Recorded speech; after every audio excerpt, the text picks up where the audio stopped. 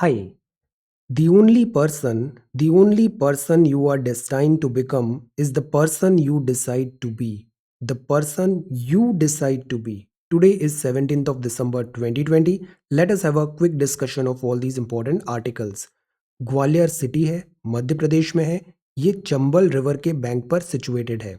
Clouded leopard national park Tripura में है।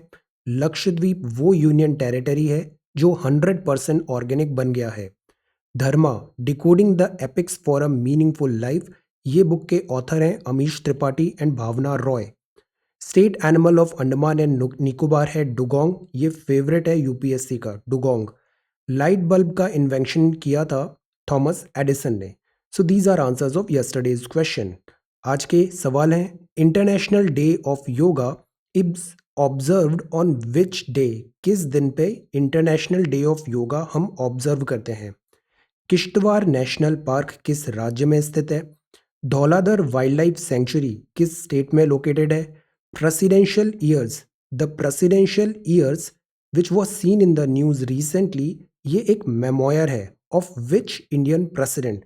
अभी यूएस प्रेसिडेंट बराक ओबामा का मेमोयर भी न्यूज में चल रहा है। The presidential years. What is the theme of international mountain day. Mount Everest का हाइट भी बढ़ा है। इंटरनेशनल माउंटेन डे 2020 का थीम क्या है। And what is the state animal of union territory of Ladakh. So these are 6 questions for today. Vocabulary में आज का पहला वर्ड है एब्निगेशन। इसका मतलब है रिनाउंस करना, रिजेक्ट करना किसी चीज को, पॉलिसी को, प्रिंसिपल को। द एक्शन ऑफ रिनाउंसिंग और rejecting something, that is called abnegation. Concomitant है, कॉन्कॉमिटेंट है मतलब वो उसके साथ एसोसिएटेड है, अकॉम्पनीड है समथिंग के साथ, दैट इज नेचुरली अकॉम्पनिंग और associated, that is concomitant. Anecdotal का मतलब होता है वो कुछ कहावत टाइप का है, किस्सा टाइप का है, नॉट नेसेसरली ट्रू, रिलायबल नहीं है, वो किसी का पर्सनल ब्रीफ या बिलीफ हो सकता है। इनंशिएट का मतलब होता है टू से और प्रोनाउंस क्लियरली, आप जो अपनी बात बोलना चाहते हो वो साफ शब्दों में बताना, स्पष्ट शब्दों में बताना, एनंशिएट। म्यूनिफेसेंट का मतलब होता है कैरेक्टराइज्ड बाय और displaying great generosity, generosity that is munificent. So these are vocabulary words for today. आज के टॉपिक्स हैं, Covaxin phase 1 trials show promising results. Cabinet ने क्लियर किया है स्पेक्ट्रम ऑक्शन। आज हम देखते हैं ये फ्रिक्वेंसी क्या होती है, बैंड्स क्या होते हैं, इनमें जो डिफरेंट 4G टेक्नोलॉजीज हैं, इवन 5G भी आ रहा है, ये किस फ्रिक्वेंसी पे बेटर होगा, range and this cost. JEE mains to be held 4 times in 2021, this is NDMA और उसकी guidelines. Cold wave, excellence in diversity, इन शब्दों के मतलब क्या होता है, इनइक्वालिटी, इक्वालिटी, इक्विटी और जस्टिस। डिस्करेजिंग नंबर्स हैं, that is about family health survey की report.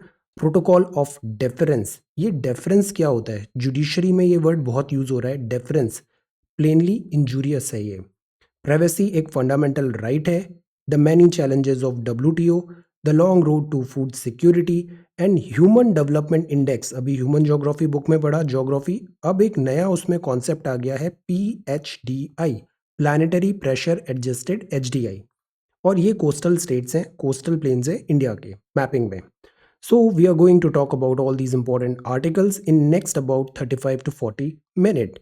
Our reference material is this, The Hindu and Indian Express, both are Delhi edition. सो ये फ्रंट पेज है द हिंदू का। फ्रंट पेज की farmer protest, ये news है Covaxin phase 1 trial show promising results. Phase 1 के trial के results आ रहे हैं और ये जो रिजल्ट्स हैं वो ये बता रहे हैं कि ये जो भारत बायोटेक की वैक्सीनेशन है, इसने रोबस्ट इम्यून रेस्पॉन्स जनरेट किया। साइंस एंड टेक्नोलॉजी सेक्शन, ये सेफ और वेल टॉलरेटेड थी डिफरेंट एज ग्रुप में जिनको वैक्सीन प्रोवाइड किया गया। रोबस्ट इम्यून रेस्पॉन्स इसने जनरेट किया। Bharat biotech Hyderabad based company है, इसने कोलैबोरेशन किया था ICMR के साथ और वैक्सीन बनाया था जिसका नाम है कोवैक्सिन। यहाँ डबल ब्लाइंड रैंडमाइज्ड ट्रायल किए थे। जब वैक्सीनेशन का ट्रायल होता है तो वैक्सीनेशन में बहुत सारे लोगों को वैक्सीनेशन देते हैं और कुछ लोगों को प्लेसेबो रहता है। प्लेसेबो मतलब वो एक्चुअल वैक्सीनेशन नहीं होती है, जस्ट डमी होता है। सो दैट हम रैंडमाइज्ड वे में पता लगा पाएँ कि वैक्सीनेशन जो है वो कहाँ पे बेटर रिजल्ट्स इम्यूनिटी जनरेट कर रही है और कहाँ पर नहीं कर रही है। तो ये एक स्टैंडर्ड ऑपरेटिंग प्रोसीजर होता है। इसी तरीके से वैक्सीन का एडमिनिस्ट्रेशन एंड ट्रायल होता है। तो ये डबल ब्लाइंड रैंडमाइज्ड ट्रायल्स हुए। इसका जो इनिशियल रिजल्ट्स हैं they are looking promising, but again just wait and watch, wait and watch. So this is the first news for today. Second news है, cabinet ने क्लियर किया spectrum auction. Spectrum auction, spectrum मतलब ये पूरा full range of spectrum जिसमें बहुत सारा diversity है, कलर है। जैसे रेनबो का स्पेक्ट्रम होता है, विजिबल लाइट का स्पेक्ट्रम होता है, ऐसे ही ये स्पेक्ट्रम है दिस रेडियो वेव्स, ये स्पेक्ट्रम है दिस कम्युनिकेशन के लिए। तो इसका अभी ऑक्शन स्टार्ट हो गया है। नोबेल प्राइज भी हमने देखा था, ऑक्शन थ्योरी। तो सरकार को रेवेन्यू जनरेट कराना है, और जो स्पेक्ट्रम है वो भी एक टाइप ऑफ नेचुरल रिसोर्सेज है। तो जैसे कोल ब्लॉक्स होते हैं, नेचुरल रिसोर्सेज लिमिटेड होते हैं, तो हम उनका ऑक्शन करते हैं। ऐसे ही जो ये वेव्स हैं, कैपेसिटी है कम्युनिकेशन की, डिफरेंट वेवलेंथ है, ये भी लिमिटेड है। तो सरकार इनका ऑक्शन करती है, जो जितने ज़्यादा पैसे देगा उसको ये वेवलेंथ अलॉट कर दी जाएगी, स्पेक्ट्रम अलॉट कर दिया जाएगा। सो this is called spectrum auction because this is also a resource. Science and technology, policy, governance से हम इसे लिंक कर सकते हैं। अब कैबिनेट ने क्लियर किया है स्पेक्ट्रम का ऑक्शन। ये ऑक्शन होगा मार्च में, और रिजर्व प्राइस इसकी सेट कर रखा है 3.92 लाख करोड़ पे। प्रीवियस वीडियो में एक बार आप नोबेल प्राइज जो हमने देखा था ऑक्शन थ्योरी, एक बार उसको पढ़िएगा, बहुत अच्छे इंसाइट्स हैं वहाँ पे स्पेक्ट्रम ऑक्शन में। तो सी, यहाँ ऑक्शन हो रहा है रिसोर्सेज का, और वो रिसोर्स हैं ये वेवलेंथ्स। तो ऑक्शन होगा इतने मेगा हर्ट्ज ऑफ स्पेक्ट्रम का, और रिजर्व कॉस्ट उसकी इतनी होगी। ये जो ऑक्शन होगा, ये ऑक्शन जो स्पेक्ट्रम है, ये यूटिलाइज होगा to augment 4G telecom services के लिए। अब सी, इससे गवर्नमेंट को इनकम भी मिलेगी, सरकार के पास वैसे ही पैसे बहुत कम पड़ रहे हैं, रेवेन्यू का शॉर्टफॉल है, तो दिस इज लुकिंग गुड। अब जो स्पेक्ट्रम होता है ना, थोड़ा हम इसमें दिस कॉन्सेप्ट समझते हैं कम्युनिकेशन के। स्पेक्ट्रम जो होता है ना, ये एक रेंज ऑफ रेडियो वेव्स हैं, रेंज ऑफ रेडियो वेव्स हैं कम्युनिकेशन के लिए। ये यूज़ होती हैं कम्युनिकेशन के लिए। सी, अब जो रेडियो वेव्स होते हैं, हमने विजिबल स्पेक्ट्रम भी देखा था अभी। ये जो रेडियो वेव्स कम्युनिकेशन में यूज़ होती है, इनकी कुछ बैंड्स होते हैं। तो ये फ्रीक्वेंसी बैंड्स जो अभी ऑक्शन हो रहा है, वो हो रहा है 700, 800, 900, 1800, 2100, 2300 एंड 2500 मेगाहर्ट्ज का। और ऑक्शन होगा, मतलब उनको काइंड ऑफ लीज मिलेगा फॉर 20 ईयर्स। ऑलराइट, अब हम समझते हैं इसमें थोड़ा कॉन्सेप्ट फ्रिक्वेंसी के, बैंड के, और किस तरीके से ये डिफरेंट फ्रिक्वेंसी पे कम्युनिकेशन कंडक्ट होता है। तो सी, सबसे पहले जैसे ये हर्ट्ज है ना, ये सब क्या है, फ्रिक्वेंसी बता रहा है। फ्रिक्वेंसी का मतलब क्या होता है हिंदी में, कितने दफ़े हो रहा है वो एक बार में। तो फ्रिक्वेंसी का क्या मतलब हुआ, रिपीटिशन इन 1 सेकेंड। ये जो साइन दिख रहा है ना, ये वेव ऐसे ऐसे वेव का साइन होता है, वेव ऐसे ट्रैवल करती है। तो वो 1 सेकेंड में कितने दफ़े ऐसे साइकिल कंप्लीट हो रहा है, दैट इज कॉल्ड फ्रिक्वेंसी। अब सी, ये हाई फ्रिक्वेंसी है, ये लो फ्रिक्वेंसी है, बिकॉज सी साइकिल जल्दी कंप्लीट हो रहा है, so this is high frequency, this is low frequency. ये सारी फ्रिक्वेंसी है, तो 700 लो है और 2500 हाई फ्रिक्वेंसी होगा। तो लो फ्रिक्वेंसी और हाई फ्रिक्वेंसी। अब जब हाई फ्रिक्वेंसी होती है तो ये नैरो है, लॉन्ग डिस्टेंस ट्रेवल कर सकती है, इसमें ज़्यादा डेटा कैरी हो सकता है, स्पीड ज़्यादा होगी। बट हाई फ्रिक्वेंसी जो रेंज है, इसमें एनर्जी भी ज़्यादा लगती है हमें। सो दिस इज कॉन्सेप्ट नंबर 1। अब स्पेक्ट्रम में तो सारे बैंड्स हैं, सारी फ्रिक्वेंसी के रेंज है। इन फ्रिक्वेंसी रेंज के बैंड्स हम अलोकेट करते हैं। बैंड्स को हम आसान भाषा में समझ सकते हैं, जैसे रोड है, रोड में लेन हो जाती है, एक लेन ये है, एक लेन ये है, दोनों में सेपरेट कम्युनिकेशन हो रहा है। लेन्स डिसाइड करना इसलिए ज़रूरी होता है ताकि इंटरफेरेंस नहीं हो, कि यहाँ वाली गाड़ी इधर नहीं आए, इधर वाला इधर नहीं जाए। तो इसी तरह के से जो स्पेक्ट्रम है, उसमें ऐसे बैंड्स बना दिए जाते हैं। जैसे ये एक बैंड है, ये दूसरा बैंड है, ये तीसरा बैंड है। ये सपोज एयरटेल को दिया है, ये जियो को दिया है, ये दिस वी जो अभी नया आया है वोडाफोन आइडिया उसको दिया है। So these are bands, these are different bands. तो इससे ट्रैफिक एक गाइडेड वे में कंडक्ट हो सकता है, ये ऑपरेटर्स को अलॉट किए जा सकते हैं।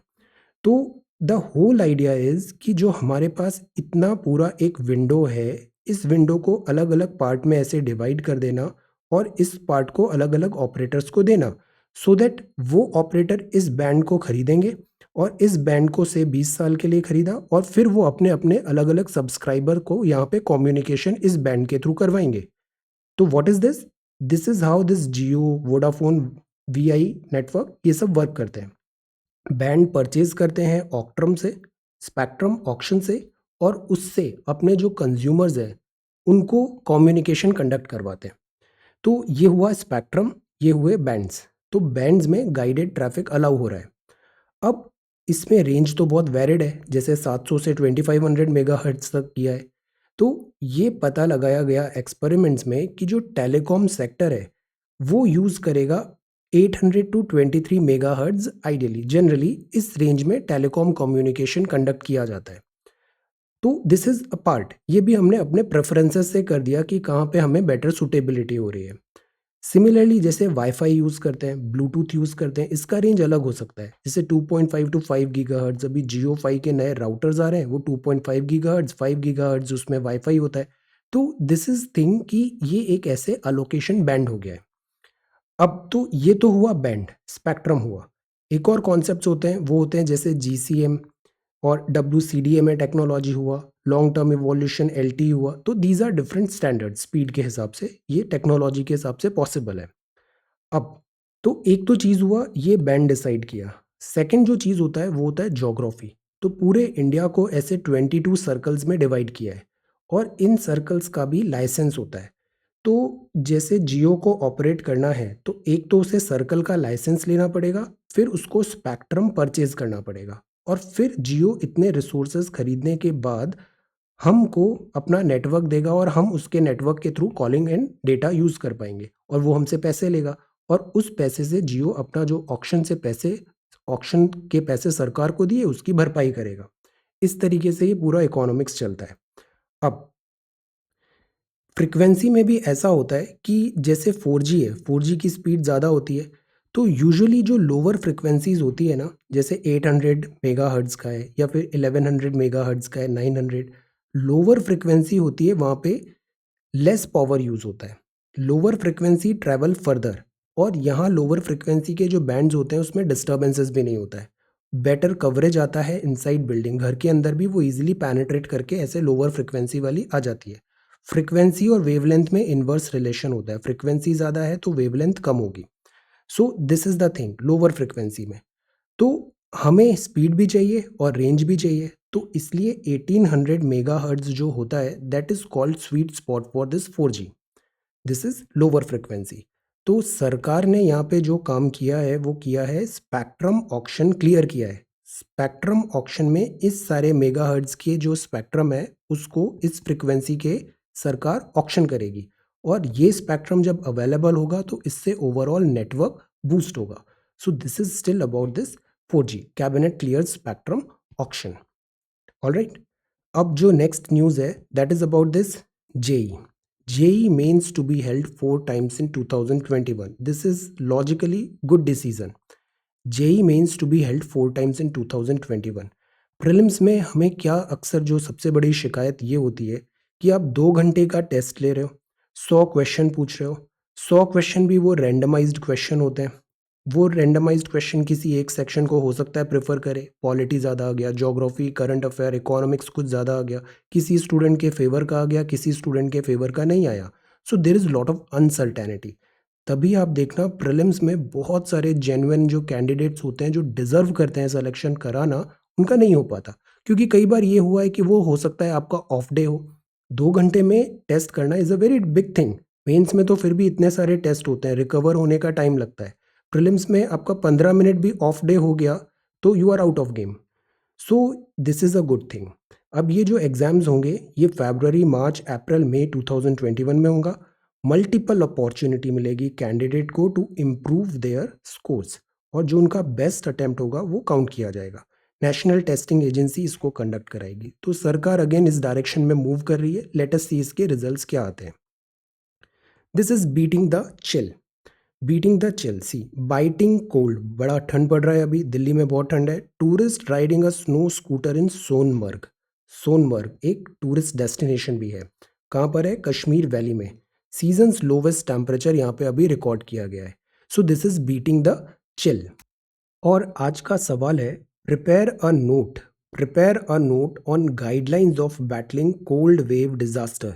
इस प्रश्न से बहुत अच्छे केस स्टडी बन सकते हैं. आप डीएम हो, बहुत ज़्यादा ठंड हो रही है, शहर में बहुत ज़्यादा अर्बन पुअर भी होते हैं जिनके पास रेसिडेंस नहीं होता, शेल्टर नहीं होता, और ठंड के कारण वहाँ पे डिफिकल्टीज आती है. So what steps would you take जब कोल्ड वेव डिजास्टर जैसी सिचुएशन आ रही है? शीतलहर आपदा से निपटने के लिए दिशा निर्देशों पर एक नोट तैयार करें. अब हम मन से बहुत सारी चीज़ें बनाएंगे, उससे बेटर है हम एनडीएमए की वेबसाइट पे जाते हैं. अब सी, ये एनडीएमए की वेबसाइट है, national disaster management authority, government of India. ये हर डिजास्टर पे ना ऐसे बुलेटिन निकालती है. सी, कोल्ड वेव में आपको डूज एंड डोंट्स क्या करना है. सी, ड्रिंक्स से लेके यहाँ पे शूज़, हॉट बेवरेजेस लेने हैं, शेल्टर कवर करना है, मेडिसिन, एवरीथिंग, ये यहाँ पे बहुत अच्छे से लिखा हुआ है. So what you have to do, just go through this website once. इसमें कोल्ड ही नहीं, इसमें सारे डिफरेंट डिफरेंट डिजास्टर्स है ना, जैसे flood, landslide, urban flood, heat wave, earthquake, cyclone, ये सारी चीज़ें बहुत सिस्टमेटिकली लिखी हुई है और ये सब ओरिजिनल सोर्स है. आप जो भी नोट्स एंड कंटेंट देखोगे ना, वो यहीं से डिराइव किया गया है. तो let's hit the first hand जो सोर्स है उसको देखें. So go through this website once, NDMA की वेबसाइट पे जस्ट गो थ्रू वंस, ये सब याद हो जाएगा, बड़ी आसान चीज़ है. ट्विटर पे भी, if you can come to Twitter, वहाँ पे एनडीएमए, एमओईएफसीसी और डब्ल्यूटीओ की, यूएन की, एफएओ की, ये सारी वेबसाइट्स काफ़ी अच्छी है. इनक्रेडिबल इंडिया की, बहुत अच्छे infographics you can get from there. So prepare this question, guidelines of battling cold wave disaster. This is first question for today. If we move further, so this was the front page of the Hindu. This is the front page of the Hindu. अब जो next page है, जिसमें बात है, सब farmer burn कर रहे हैं स्टब्बल फार्मिंग, और जो वेजिटेबल्स को भी ऐसे थ्रो कर रहे हैं बिकॉज सेल नहीं हो पा रही है. This is the thing. Then this is barricades at border, और ये एडिटोरियल है. फर्स्ट एडिटोरियल है, excellence in diversity. Excellence in diversity, diversity होना अच्छी बात है, और सोसाइटी में हमें इक्विटी लाना ज़रूरी है, सोसाइटी में हमें जस्टिस लाना ज़रूरी है, बिकॉज सब एक जैसे नहीं होते. Certain section of society needs extra care so that एक जस्टिस सोसाइटी में एस्टैब्लिश कर पाए. अब एक नया इशू आया कि equal opportunity and universal education make affirmative action meaningful. Equal opportunity मिले और यूनिवर्सल एजुकेशन मिले. प्रॉब्लम ये हुआ कि जैसे आईआईटी दिल्ली है, आईआईटीज़ हैं, आईआईटीज़ में स्टाफ भी चाहिए होता है, प्रोफेसर्स भी चाहिए होते हैं पढ़ाने के लिए स्टूडेंट्स को. पहले जो आईआईटीज़ थे वो काफ़ी कम थे, 5-6 बस आईआईटी थे. लास्ट कुछ टाइम पे नंबर ऑफ़ आईआईटीज़ बहुत ज़्यादा बढ़ गए, नंबर ऑफ़ आईआईटीज़ काफ़ी बढ़ गया है नंबर. अब आईआईटीज़ आपने ज़्यादा बना दिए तो आईआईटीज़ में पढ़ाने के लिए प्रोफेसर्स भी चाहिए होंगे आपको, वो क्वालिफाइड फैकल्टी अभी मिल नहीं पा रही है. सेंट्रल एजुकेशनल इंस्टीट्यूशन रिजर्वेशन इन टीचर्स काडर एक्ट 2019 है. फैकल्टी में भी एक सर्टेन रिजर्वेशन पॉलिसी होती है. तो बात यह है, बिकॉज फैकल्टी का शॉर्टेज हो रहा है, तो क्या इस पॉलिसी को हम बाईपास कर दें? ये जो फैकल्टी है, इसमें जो क्राइटेरिया है रिजर्वेशन का वो ड्रॉप कर दें, बिकॉज डेफिसिट है टीचर्स रैंक में. सीवियर मिसमैच हो रहा है डिमांड और अवेलेबिलिटी टेक्नोलॉजी रिसर्च ग्रेजुएट्स में. This is what happening. Large scale vacancies हैं, तो फिल रिजर्वेशन कोटा यहाँ पे डिफिकल्ट हो रहा है. सो देर इज़ एन आर्ग्यूमेंट कि क्यों ना हम ये जो क्राइटेरिया है इसको ड्रॉप करें. अब इसमें बहुत सारी चीज़ें आती है, एग्जेम्पशन करें, डी रिजर्वेशन करें, या फिर ओपन सीट्स बना दें. बिफोर दैट हमें ये कॉन्सेप्ट समझना चाहिए. ये काफ़ी अच्छा इन्फोग्राफिक मुझे मिला इंटरनेट पे. जैसे देखिए, इनइक्वालिटी क्या होती है. अब जैसे ये एक ट्री है, ट्री में बहुत सारे फ्रूट्स इस डायरेक्शन पे है, इधर फ्रूट्स नहीं है. तो ये जो दो पर्सन है ए और बी, क्या इनको इक्वालिटी है? ईजी एक्सेस ऑफ फ्रूट्स है, इसको ईजी एक्सेस ऑफ फ्रूट्स नहीं मिल रहा है.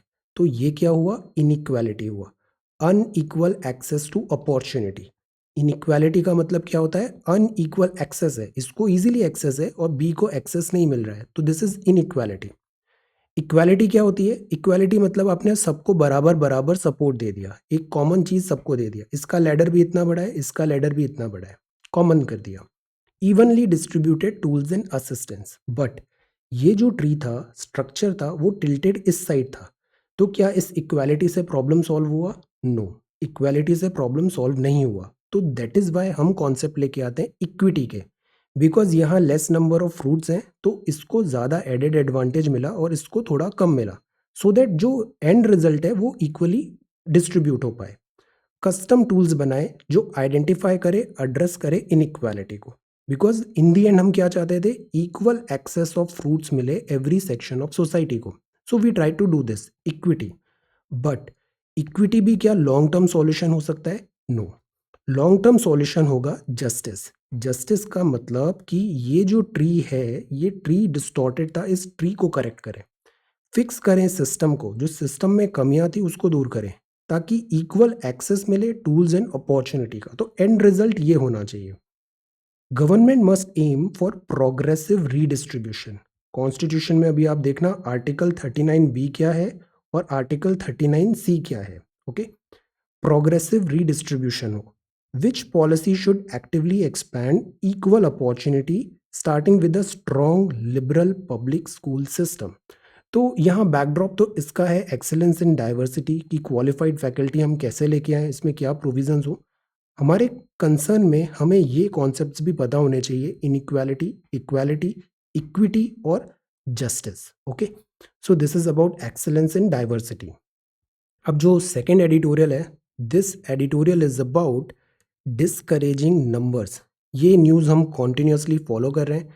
फैमिली हेल्थ सर्वे 5 का जो डेटा आया है वो बिल्कुल भी एनकरेजिंग नहीं है। बिफोर कोविड भी हमारी स्थिति अच्छी नहीं थी और फिर कोविड हो गया। फिगर्स बहुत डिसअपॉइंटिंग है। चाइल्ड न्यूट्रिशन और एडल्ट में एंथ्रोपोमेट्रिक मेजरमेंट्स जो हैं इनका डेटा काफ़ी पुअर है, डिसअपॉइंटिंग है। इंक्रीज है परसेंटेज ऑफ एनेमिक, एनेमिक है।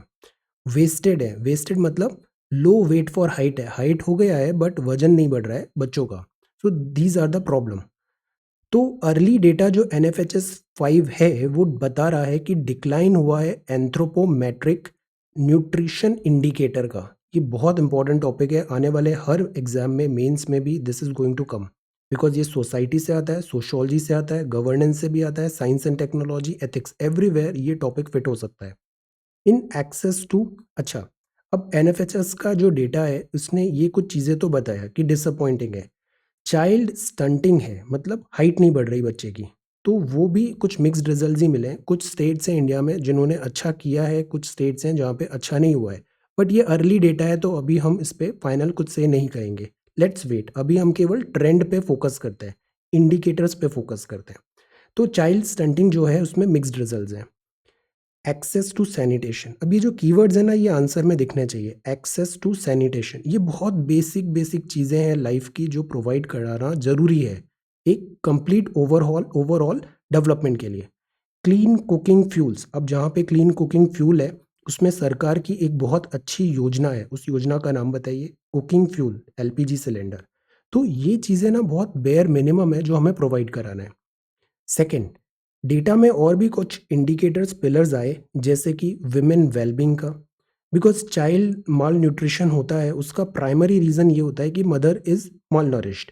स्पाउस वायलेंस, डोमेस्टिक वायलेंस बहुत ज़्यादा बढ़ा है। चाइल्ड मैरिज हम कॉन्टिन्यूसली बैटल कर रहे हैं। Economic access, access to bank account कितना है विमेन को, और दिस चाइल्ड मैरिज। तो these are some again pillars जिस पे हम फैमिली हेल्थ सर्वे इन पे हाईलाइट कर रही है सिचुएशन पे। Hunger, nutrition, anthropometric measures decline हुए हैं। दो तीन कीवर्ड्स और हैं जो आंसर में आना चाहिए। एक आना चाहिए पोषण अभियान, इस पे भी हमने डिटेल्ड नोट्स बनाए हैं, हैव अ लुक। पोषण अभियान, पोषण मंथ भी सेलिब्रेट होता है। वेलफेयर इज इम्पॉर्टेंट, और United Nations sustainable development goal, malnourishment, poverty, gender equality, these all are important. सारे SDG ही वैसे इंपॉर्टेंट है, 17 के 17। यू शुड रिमेंबर, टिप्स में याद होने चाहिए ये SDG। सो ये जो अर्ली डेटा आया है फैमिली हेल्थ सर्वे का, इसका जो डेटा था वो बिफोर कोविड इन्होंने ये कलेक्शन किया था, और बिफोर कोविड कलेक्शन ही अच्छा नहीं आया है। कोविड के बाद स्थिति और खराब हुई है। So this is a very worrisome thing. A protocol of deference that is plainly injurious. See, क्या होता है, जैसे एक पर्सन ए है, एक पर्सन ए ने एक पर्सन बी का हेल्प किया, नाउ पर्सन जो ए है ना, वो एक्सपेक्ट करेगा कि पर्सन ए के सही गलत हर काम पे बी उसकी हेल्प, उस फेवर को वापस रिटर्न करे। इससे आती है प्रॉब्लम। दैट इज वाई आप देखना most of the civil servants हुए, जुडिशरी हुआ, जजेस हुआ, they try to keep a certain distance. Otherwise क्या होता है, जो ड्यूटी डिलीवरी होती है ना, उसमें वो इजीली उसको डिलीवर नहीं कर पाते। तो मैनी अ टाइम्स हम कहते हैं कि ये जजेस या फिर सिविल सर्वेंट्स जो हैं, ये एरोगेंट हैं या बात नहीं करते हैं, डिस्टेंस मेंटेन करते हैं। इट इज़ एसेंशियल, ये ज़रूरत पड़ती है so that they can deliver there duty. वरना फिर ये चीज़ आ जाती है प्रोटोकॉल ऑफ डेफरेंस। सी, ये जो फोटो है ना, ये प्रोटोकॉल ऑफ डेफरेंस को बहुत अच्छे से बताता है। प्रोटोकॉल ऑफ डेफरेंस का मतलब होता है पोलाइट सबमिशन कर दिया है आउट ऑफ रिस्पेक्ट। आप आवाज़ नहीं उठा पा रहे हो सही या गलत पे भी, प्रोटोकॉल ऑफ डेफरेंस हो गया है। अब सी, जुडिशरी का यहाँ पे न्यूज़ काफ़ी ज़्यादा चल रहा है अभी। जुडिशरी का कंडक्ट, जजेस का seat, Rajya Sabha. So protocol of deference that is plainly injurious. Article बात करता है फ्रॉम अलीज्ड जुडिशियल ओवररीच, या तो जुडिशियल ओवररीच होगा, ओवर जुडिशियल एक्टिविज्म होगा, या फिर India seems to be settling for a spell of judicial abnegation vis the executive. मतलब ये जुडिशरी है और एग्जीक्यूटिव जो बोल रहे हैं जुडिशरी उसको तुरंत मान रही है। This is not a good thing. A judge can only perform within the limits of his her intellectual depth, moral core, personal quirks, preferences, political preferences and judicial temperament। तो ये जो चीज़ें हैं, जो पिलर्स और स्टैंडर्ड्स हमने बनाए हैं, वो मेंटेन करना ज़रूरी होता है। सरदार पटेल जी का एक बड़ा अच्छा कोट इस आर्टिकल में लिखा है। नेहरू जी को इन्होंने बोला था, we are now faced with a constitution. हमारे यहाँ क्या है, एक कॉन्स्टिट्यूशन है, और कॉन्स्टिट्यूशन एक चेक एंड बैलेंस बनाता है। That means that for every executive action there must be legal sanction and judicial justification. कोई भी लीगल एक्शन हो रहा है, कोई भी एग्जीक्यूटिव एक्शन हो रहा है, तो वो लीगली करेक्ट होना चाहिए और वो जुडिशियल जस्टिफिकेशन होना चाहिए। Because you know who is the custodian of the constitution? Custodian of the constitution is judiciary. तो जुडिशरी ऐसा दिखेगा तो वो एक अच्छा इमेज नहीं आएगा। So this is a protocol of deference that is plainly injurious. Privacy a fundamental right the state must respect. अब प्राइवेसी क्या होता है? Privacy is a myth. Privacy Indians care ही नहीं करते हैं। सो प्राइवेसी एक फंडामेंटल राइट है, स्टेट को प्रोटेक्ट करना है, बट कानून इसको बोलता है कि प्राइवेसी को मेंटेन करना ज़रूरी है। ये चीज़ अभी बहुत ज़्यादा न्यूज़ में है बिकॉज ऑफ दिस डिजिटल हम ज़्यादा हो रहे हैं, तो उसमें प्राइवेसी एक बहुत बड़ा इंपॉर्टेंट पार्ट बन गया है, प्राइवेसी पॉलिसीज। अब सी, यहाँ ना एक बेंच है, सुप्रीम कोर्ट की बेंच है, जस्टिस के S Puttaswamy versus union of India 2017। बात आई थी पर्सनल डेटा की। डेटा होता है दो टाइप का। एक होता है पब्लिक डेटा, फॉर एग्जांपल आप रोड से कहीं जा रहे हो, आपके आसपास क्या ट्रैफिक है एट्सेट्रा, वेदर का क्या सिचुएशन है, टेम्परेचर कितना है एट्सेट्रा। गवर्नमेंट सपोज एक आईएमडी का ऐप है, वो इस डेटा को आपसे कलेक्ट कर रहा है, but this is not your personal data. Personal data हो सकता है आपके खुद के preferences, choice, personal private things, these are personal data. तो डेटा दो टाइप के हो सकते हैं, पर्सनल और पब्लिक। पब्लिक डेटा फिर भी गवर्नमेंट आपसे एक्सेस ले सकती है। ये बात अभी भी आया था जब आरोग्य सेतु ऐप की बात हुआ था कोविड-19 रिलेटेड। तो public data government can take, but what about this personal data? इसमें ये चार चीज़ें बड़ी इंपॉर्टेंट है। जब भी पर्सनल डेटा लेने की बात आए तो वो हमेशा बैकिंग ऑफ लॉ होना चाहिए। ये चार बातें लिखनी है हमें जब भी पर्सनल डेटा आए। The requirements of the banking of law, ये इस केस में बताया गया था, पुट्टास्वामी केस में। Requirement of the banking of law, बिना लॉ के बिना आप किसी भी इंडिविजुअल सिटीजन का पर्सनल लॉ डेटा सरकार कलेक्ट नहीं कर सकती। The law being in pursuance of a legitimate state purpose, और वो कोई एक लेजिटिमेट पर्पस होना चाहिए स्टेट का, तभी लॉ कलेक्ट करें। रैंडमाइज्ड वे में आप डेटा कलेक्ट नहीं करेंगे। जो प्रपोज्ड एक्शन है, रैशनल नेक्सस है to such purpose, there has to be certain rationality. Extent of infringement जो है, being necessary and proportionate to purpose constitute that test. Test of constitution भी होना चाहिए एंड एक फिक्स्ड चीज़ें होनी चाहिए। Infringement of this personal data and privacy should not be there. सरकार ने इसमें बोला था India don't care about their privacy, but this is the thing. जो कोर्ट है उसने बोला था privacy is a serious matter, fundamental right that the state must protect. अब इंडिविजुअल सिटीजन्स हैं, उनकी होती है प्राइवेसी। सिमिलरली जो पब्लिक अथॉरिटी है, पब्लिक अथॉरिटी का मतलब होता है स्टेट। हमने रैपिड जीके में भी देखा था, स्टेट सबसे पहले किसने यूज किया था? निकोला मैकियावेली ने। तो जो स्टेट है, स्टेट को भी ट्रांसपेरेंट वे में एक्ट करना जरूरी है। तो इंडिविजुअल सिटीजन की प्राइवेसी और पब्लिक अथॉरिटी की ट्रांसपेरेंसी, ये दोनों सेम टू साइड्स हैं सेम कॉइन के, two sides of the same coin. Privacy और ट्रांसपेरेंसी, ये चीज़ें ज़रूरी है। तो कोर्ट के ये सर्टेन यहाँ पे आर्ग्यूमेंट्स दिए हुए हैं। प्राइवेसी एक fundamental right the state must protect. Next is A Million Reason to March. This is again a commentary on farmer bill, justice and dignity. The many challenges for WTO, World Trade Organization 1995. अभी जो WTO के chief बन रहे हैं ना, director general organisation के, वो या तो नाइजीरिया से आएंगे या फिर साउथ कोरिया से आएंगे। सी, या तो नाइजीरिया से आएंगे, साउथ कोरिया से आएंगे। The good thing is women, women WTO chief बनेगा अभी, WTO का डायरेक्टर जनरल ऑर्गेनाइजेशन का, which is again a excellent thing. Restore करें WTO dispute settlement mechanism, specially the revival of its appellate body. If you remember June या July में हमने ये देखा था, दिस WTO का जो डिस्प्यूट सेटलमेंट मैकेनिज्म है वो वर्क नहीं कर रहा था, इसको रीस्टोर करने की जरूरत है। What is WTO? W stands for world, T stands for trade, O stands for organisation. World trade organisation. What do you mean by trade? Trade मतलब होता है व्यापार। बहुत सारी कंट्रीज हैं A B C D, ये आपस में व्यापार करेंगी, ट्रेड करेंगी। व्यापार मतलब exchange of goods and services, exchange of goods and services होगा। तो ये जो चीज़ होता है, इसमें एक रूल्स होने चाहिए। अगर कहीं पे कुछ प्रॉब्लम आया तो उसको डिस्प्यूट को सेटलमेंट करना पड़ेगा, उसके लिए ये होता है डिस्प्यूट सेटलमेंट मैकेनिज्म। इसका रिवाइवल ज़रूरी है एपेलेट बॉडी का। जैसे इफ़ यू रिमेंबर अभी रिलायंस का और फ्यूचर ग्रुप का और सिंगापुर में यहाँ पे एक केस फाइल हो गया था, अमेजोन ने केस फाइल कर दिया था कि यहाँ पे जो ट्रेड एंड प्रैक्टिसेस हैं वो करेक्ट नहीं है, इसका सेटलमेंट कैसे होगा? तो these things are common because we are living in a globalised world. Companies multinational companies होती हैं, डिफरेंट एरिया डिफरेंट वर्ल्ड के जगह पे उनका ऑपरेशंस होता है। तो rule based world order and trade is important. तो ये पहली प्रायोरिटी होगी जो भी यहाँ पे नया डायरेक्टर जनरल ऑफ ऑर्गेनाइजेशन बनेगा। दोहा डेवलपमेंट एजेंडा कंटिन्यूसली क्रिटिसिज्म में रहा है, एडवांटेज कर रहा है ये डेवलप्ड कंट्री को, और डेवलपमेंट सेंट्रिक नहीं दिख रहा है ये, तो इस बात पे क्रिटिसिज्म है। डेवलपिंग नेशंस क्या होते हैं? अब ये एक बहुत बड़ी प्रॉब्लम है कि इसको डिफाइन कैसे करें। जैसे गवर्नमेंट पॉलिसीज में हम देखते हैं, डिफाइन कैसे करोगे कि बेनिफिशियरी कौन है? ऐसे ही डेवलपिंग नेशंस की डेफिनेशन क्या है? जैसे यूजुअली इंडिया, साउथ एशियन सम नेशंस, इनको डेवलपिंग नेशंस में रखा और कुछ छूट दिया गया इनको एक्सपोर्ट में, और कुछ बेनिफिट्स भी दिए जो ज़रूरी भी थे। बट अब यूएस का बात आती है तो यूएस फिर इसमें मिस्टर डोनाल्ड ट्रंप सैंक्शंस लगा रहे थे कि जो इंडियंस हैं और दूसरे such type of developing Nations हैं वो अनफेयर एडवांटेज उठाते हैं WTO के रूल्स का। तो how would you define developing Nations? Subsidy regime, subsidy regime जैसे इंडिया में सब्सिडी मिलती है एग्रीकल्चर में, इंडिया में MSP मिलता है। ये जितने भी डेवलप्ड कंट्री है ना, ये इसका बहुत स्ट्रांगली अपोज करते हैं, including Canada.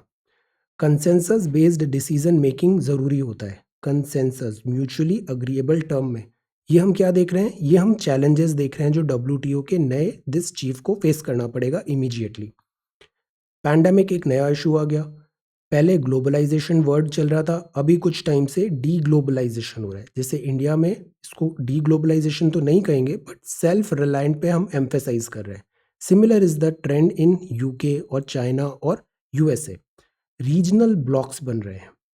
Voluntary sharing and pooling of intellectual property rights हमेशा से एक डिस्प्यूटेड मैटर रहा है, इंटेलेक्चुअल प्रॉपर्टी राइट्स का। वॉलेंटरी शेयरिंग बिकॉज जैसे वैक्सीनेशन है, फाइजर मॉडर्ना ने वैक्सीनेशन बना दिया, अब ये वैक्सीनेशन क्या वो पुअर कंट्रीज को प्रोवाइड करेगा? कितने सारे अफ्रीकन नेशंस हैं जो उसको अफोर्ड ही नहीं कर पाएंगे। तो कंपलसरी लाइसेंसिंग कैसे करेंगे? ये चीज़ें पेन पॉइंट्स हैं। Trips, trade related intellectual property, this is also a सोर पॉइंट। तो जो भी नया चीफ अभी बनेगा फ्रॉम नाइजीरिया या साउथ कोरिया, ये सारे इमीडिएट प्रॉब्लम्स आएंगे।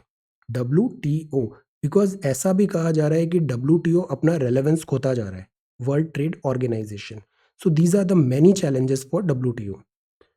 Next is the long road to food security. Food security is very much essential. अभी हमने NFHS 5 का प्रिलिमिनरी डेटा भी देखा. The long road to food security. Despite being self-sufficient in agricultural production, India's hunger levels are alarming. Alarming इसलिए है कि पहले हम शिप टू माउथ थे, ग्रीन रिवॉल्यूशन हुआ. FCI का डेटा देखें तो हमारे पास सरप्लस है. जो हमारे गोदाम्स हैं ना वो फुल हैं और वहाँ पे चीज़ें खराब भी हो रही है. प्रॉब्लम इज़ हम उसको डिस्ट्रीब्यूट नहीं कर पा रहे हैं, जिसको ज़रूरत है उस तक पहुँचा नहीं पा रहे हैं. और उसी से होता है ये इंडिया का hunger levels are alarming. Schemes भी यहाँ पे कुछ बात किया है. इकोसिस्टम एज अ थिंग हमें डेवलप करने की ज़रूरत है, जैसे अन्नपूर्णा स्कीम एंड PDS हुआ, प्रधानमंत्री गरीब कल्याण योजना हुआ. These are some schemes. What Indian search for in 2020. Google कौन सा वर्ड सबसे ज़्यादा सर्च हुआ? These are the words near me, how to, movies, events, personalities, web series and what is. Indians ने 2020 में सर्च किया ये. एम्स के साइंटिस्ट ने बताया कि लेड मिला है milk sample in Eluru. Now this is shocking. Pesticide harmful to humans found हुए हैं टोमेटो और ब्रिंजल में. This is also one thing. अब जो नेक्स्ट है that is about this. Farmer protest part of UK politics because of this diaspora. हमने कुछ time पहले एक आर्टिकल पढ़ा था. फॉरेन रिलेशंस और डोमेस्टिक कंपल्शंस, ये दो चीज़ों में बैलेंस बनाना बहुत मुश्किल हो जाता है. ये एक एग्जाम्पल हमने पढ़ा था जब ये 300 एक मूवी आ रहा था, मुथैया मुरलीधरन तमिल.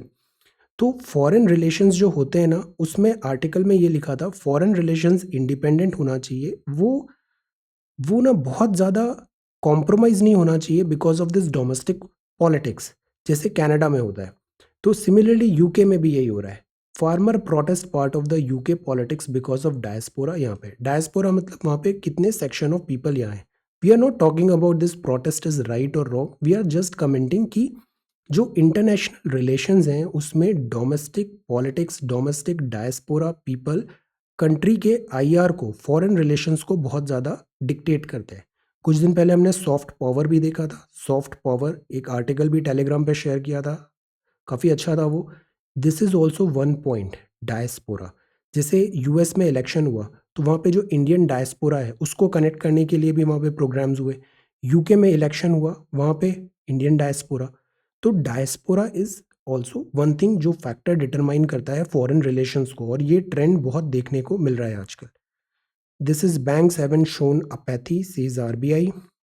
अब ये एक बड़ा अच्छा न्यूज़ है. India goes down to 2 ranks. अच्छा न्यूज़ इसलिए बिकॉज जो नया डेटा है उसमें अप होगा, नया पैरामीटर में. तो ऑल्दो जो पुराना HDI है उसमें हमने 2 स्टेप्स लूज किया है, बट ये जो नया नया है प्लानिटरी प्रेशर HDI है, अगर हम इसको लेके आए ना तो हम 8 प्लेसेस ऊपर हो जाएंगे रैंकिंग में. अब व्हाट इज HDI?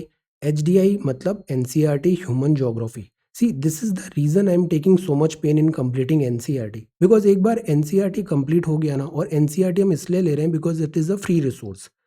NCERT एक बार कंप्लीट हो गया ना तो हम एक कॉमन, हमें एक वोकेबुलरी डेवलप हो गई है, एक थ्रेशोल्ड हो गया है. उसके बाद पढ़ाने में ज़्यादा मज़ा आता है. वरना I have told you most of the students क्या करते हैं, उनको बेसिक्स कुछ नहीं पता है, वो इजीली जंप करते हैं क्लासेस में, कोचिंग क्लासेस एवरीवेयर, पे a huge amount of money, they don't even know the basics, और फिर जो भी वहाँ पढ़ाया जाता है वो उसको कैच नहीं कर पाते. First of all you have to build certain basic, certain vocabulary. आप ऑप्शनल भी चूज करना चाहते हो, पहले एटलीस्ट देखो तो सही आपको पसंद क्या आ रहा है. Geography, sociology. ऐसा नहीं है कि A ने अच्छा परफॉर्म किया ज्योग्राफी में तो आप भी अच्छा करोगे, A ने बुरा किया तो आप भी बुरा करोगे. नो, ये हर चीज़ बहुत इंडिपेंडेंट होती है. तो first of all get familiar with the subject कि what is geography, what is polity, what is history, what is economy. Then move to next step. For example अगर आपने ह्यूमन ज्योग्राफी का ये वीडियो देखा होगा HDI का, उसमें बड़े अच्छे से देखा है कि कैसे प्रोफेसर महबूब उल हक, अमर्त्य सेन, इनको ज़रूरत पड़ा कि हम क्यों HDI लेके आए. HDI लेके आए. HDI के 2-3 पैरामीटर्स थे, और NCERT ना बहुत आसान भाषा में है, आप जल्दी जल्दी भी उसको पढ़ोगे, बहुत अच्छे से चीज़ें एक बार गो थ्रू हो जाएगी. All right, so this is HDI. HDI आया, human development index, life expectancy देख रहे हैं हम इसमें, पर कैपिटा इनकम कितना है, एजुकेशन वगैरह कितना है, इसको करके हम स्कोर ला रहे हैं दिस 0 to 1. अब ये जो स्कोर आ रहा है ना, उससे हम डिसाइड कर रहे हैं कि कौन सी कंट्री में ह्यूमन डेवलपमेंट अच्छा हुआ है. बिकॉज इससे पहले एचडीआई के पहले वाले इरा में हम डेवलपमेंट का एक ही डेफिनेशन था वहाँ पे कि जीडीपी नंबर क्या है। जीडीपी तो सब बताता नहीं है, जीडीपी ग्रॉस डोमेस्टिक ये कंप्लीट पिक्चर शो नहीं करता है। तो दैट इज़ वाई हम एचडीआई लाए। एचडीआई में हमने और 3 डिफरेंट पैरामीटर्स भी ऐड किए और एक इंडेक्स बनाया। अब एचडीआई में भी काफ़ी शॉर्टकमिंग्स हैं। तो एक नया टर्म आया इसमें, planetary pressure adjusted HDI. Planetary pressure adjusted HDI. तो नॉर्मल एचडीआई में इंडिया का रैंक है 131, प्लानिटरी एडजस्टेड करेंगे तो इसमें +8 रैंकिंग जंप हो जाएगी। Country will move up 8 places when adjusted for green impact. अब क्या है, अब we know the HDI, now let us come to PHDI. For the first time United Nations ने डेवलप किया, यूएनडीपी ने इंट्रोड्यूस किया एक नया मैट्रिक। मैट्रिक मतलब जो बहुत सारी चीज़ें नंबर्स में काउंट नहीं कर सकते हैं, हमको उसको नंबर्स में लाना है, तो we need a conversion, we need a metric, new metric to reflect the impact caused by each countries per capita carbon emission. तो ये नया कौन सा टर्म आया, पर कैपिटा कार्बन एमिशन और इट्स मटेरियल फुटप्रिंट, जो मेजर करेगा amount of fossil fuels, metals और दूसरे resources use to make the goods and services it consumes. हम हमेशा ये बोलते हैं ग्रोथ एंड डेवलपमेंट ज़रूरी है, सक्सेस ज़रूरी है, बट किस कॉस्ट पे वो आ रहा है। तो similarly growth and development is good, but आपने कितने फॉसिल फ्यूल यूज़ किए, कितने रिसोर्सेज वहाँ पे जलाए, कितने गुड्स एंड सर्विसेज को बनाने के लिए। सो दिस टेल्स कि आपका पर कैपिटा कार्बन एमिशन कितना है। तो डेवलपमेंट में ये भी तो होना चाहिए फैक्टर। आपने जीडीपी नंबर बढ़ा दिया, जैसे कि चाइना बहुत बड़ा कल्प्रिट है, जीडीपी नंबर तो आपने बढ़ा दिया, बट व्हाट कॉस्ट, आपने एनवायरनमेंट डैमेज कर दिया, सस्टेनेबिलिटी है नहीं वहाँ पे। सो दिस न्यू इंडिकेटर जो है वो है प्लानिटरी प्रेशर। आपके काम से फुटप्रिंट कितना हुआ, प्लैनेट पे कितना प्रेशर बना। तो जो एच होगी उसमें प्लैनेटरी प्रेशर भी हम इंक्लूड करेंगे। तो ये एच होगा प्लैनेटरी प्रेशर एडजस्टेड एच। इसमें इंडिया को +8 हो जाएगा, ऑल्दो हमारा एच में रैंक डिप हुआ है, but this is also one thing. अब your homework is go through this human geography chapter, एक बार एच पढ़िए। अब उसमें भी आप अगर चैप्टर पढ़ेंगे ना लैंग्वेज, तो उसमें कॉन्सेप्ट्स क्लियर होते हैं। जैसे डेवलपमेंट एक चीज़ होती है ना, ग्रोथ अलग चीज़ होती है। ग्रोथ और डेवलपमेंट में डिफरेंस होता है, डेवलपमेंट और ग्रोथ में। So prepare a note on H include the concept of this PHDI उसमें करके ये क्वेश्चन तैयार करिए। दिस इज इंपॉर्टेंट बिकॉज ये पहली बार एक नया मैट्रिक इंक्लूड हुआ है। अब जो नेक्स्ट है that is study warns of vaccine hesitancy. Vaccine hesitancy, vaccination आ गया है बट लोग अभी वरिड हैं कि ये काम करेगा भी या नहीं करेगा, साइड इफेक्ट्स तो नहीं हो जाएंगे। So vaccine hesitancy is there. Then this is turn out 7th phase poll Jammu and Kashmir में। This is oh tidings of comfort and joy showcase back to retro, and this is showcase Republicans ने finally acknowledge कर लिया है Biden का win US president. We won't allow this anarchy, and this is SBI sees recovering narrowing financial year 21 GDP contraction to 7.4%। Green shoots हैं but conditions applied. Auto parts revenue double digit contraction हुआ है। February 15 effect norm states को दिया है। US बोलता है India currency manipulator है, although US के बोलने से कुछ नहीं होता है। US puts India on currency manipulator monitoring list. अब इसका मतलब क्या होता है कि जैसे हमारी करेंसी है तो एक तो अप्रिशिएट डेप्रिशिएट होता है और एक डीवैल्यू भी होता है। तो हमने जैसे एक डिसाइड कर लिया कि $1 इज इक्वल टू 73 रुपी है, सरकार इंटरवीन करके इसको 60 ले लेती है। जैसे ही $1 60 हो जाएगा, हमारा करेंसी का वैल्यू कम हो गया, बट हमारा एक्सपोर्ट ज़्यादा कॉम्पिटिटिव हो जाएगा। तो अक्सर जो चाइना है ये ऐसा काम करता है ताकि उसका एक्सपोर्ट कॉम्पिटिटिव हो, एक्सपोर्ट ज़्यादा हो। तो यूएस ने करेंसी मैनिपुलेटर में यहाँ पे इंडिया पे भी चार्जेस लगाए हैं। कैबिनेट ने क्लियर किया है subsidy for sugar exports. Sugar industry confident है of meeting target which is good. Sugar के नाम आते ही 2 स्टेट्स आने चाहिए, एक तो है महाराष्ट्र और दूसरा है UP sugar production. This is India pink ball dominance, this is sports. अब हम बात करते हैं इंडियन एक्सप्रेस का। 4G स्पेक्ट्रम का सेल क्लियर हो गया है। Okay, then this is CPC influence, CA insurance, air India bidder. और यहाँ पे prime minister 1971 victory over Pakistan, कल this fallen troop homage pay कर रहे हैं। Exempt IIT recruitment from reservation, जो भी हमने एडिटोरियल देखा। काउंटडाउन बिगिन है सैटेलाइट लॉन्च का, this is CMS-01 PSLV C50 polar satellite launch vehicle. Renovating estate museum camping की बात है, ये कहाँ पर है, मसूरी में है, peak is named. Metro car shed की बात किया है, कोर्ट ने स्टे लगा दिया है यहाँ पे। टाइग्रेस अवनी का ये दिस रेडियो कॉलर्ड है। Give children weight, this is very much in news, malnutrition. Editorial में these are editorial stealing that, repeat होता है news, that's why we are quickly going through. Folk fiddler in string quartet, Beethoven, बहुत बड़े musician रहे हैं, 250th birth anniversary है इनका, Europe में काफ़ी नाम है कल्चर में। Pfizer medicine, Trump, moon rocks, ये चाइनीज स्पेसक्राफ्ट वापस आ रहा है, इसका नाम चैंगी 5 है। एक्सप्लेन सेक्शन में दिस हाउ पार्लियामेंट वर्क्स, सी पहले क्या था 1935 में ना, ऐसा था साल में 12 महीने में पार्लियामेंट एक बार ही मिलेगा, बट बाबा साहब समझ गए कि ये वैसे ही पार्लियामेंटेरियन इतने ज़्यादा लीनियंट हो जाएंगे, काम करेंगे नहीं, तो उन्होंने बोला ये 12 महीने नहीं होना चाहिए, ये 6 महीने होना चाहिए, 2 सेशन के बीच में 6 महीने से ज़्यादा का टाइम नहीं होना चाहिए। तो ऐसे 3 सेशन हो गए, फिर बजट सेशन, मानसून सेशन और विंटर सेशन। अब ये खुद ही डिसाइड कर लेते हैं कि ये सेशन कब बुलाना है, कैसे करना है, कोई एक फिक्स्ड पार्लियामेंट्री कैलेंडर नहीं है बिजनेस ईयर में। Okay, sessions cabinet committee on parliamentary affair decide कर लेती है। Then trusted non trusted sources क्या होंगे, गवर्नमेंट इस पे बात करेगी। Huawei and 5G technology. See Vietnam Switzerland currency watch list, participatory notes फिर से आ रहे हैं, cash based, and this is news. अब हम देखते हैं मैप। मैप है हमारा कोस्टल प्लेन्स का। ये देखिए यहाँ की जो कोस्ट है ना, इसको बोलते हैं कच्छ। एनसीईआरटी ज्योग्राफी का चैप्टर नंबर 1 क्लास 11th का excellent chapter, go through it. काफ़ी ज़्यादा उससे डायरेक्ट क्वेश्चंस आए हैं, हर वर्ड से क्वेश्चन बनता है वहाँ पे। दिस इज कच्छ, ये वाला कच्छ है, ये काठियावाड़ है, ये है कोंकण, ये मालाबार है। ओके, कच्छ, काठियावाड़, कोंकण, मालाबार, इसको बोलते हैं कोरोमंडल। ये नॉर्दर्न सरकार है, और ये उत्कल प्लेन है, और ये केप कॉमोरिन साउथ में है। तो कोस्टल प्लेन्स कौन से हुए, Kutch, Kathiawar, Konkan, Malabar, cape Comorin, Coromandel, northern Sarkar and Utkal plain. So these are coastal plains of India. Total coastal line कितनी है हमारी, मेनलैंड को भी मिलाइएगा और दोनों का सेपरेट फिगर बताइए, मेनलैंड का और आइलैंड्स को भी मिला के। So this is coastal, Kutch, Kathiawar, Konkan, Malabar, cape Comorin, Coromandel, northern and Utkal plain. This is certain headlines. HDI, this is very important, planetary pressure adjusted HDI.